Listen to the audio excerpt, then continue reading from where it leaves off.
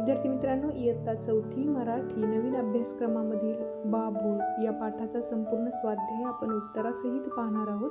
Video शेवटपर्यंत नक्की पहा आणि लाईक, शेअर, सबस्क्राईब करायला विसरू नका. तुम्हाला पुढील पाठाचा स्वाध्याय हवा असेल तर कमेंट करून नक्की सांगा.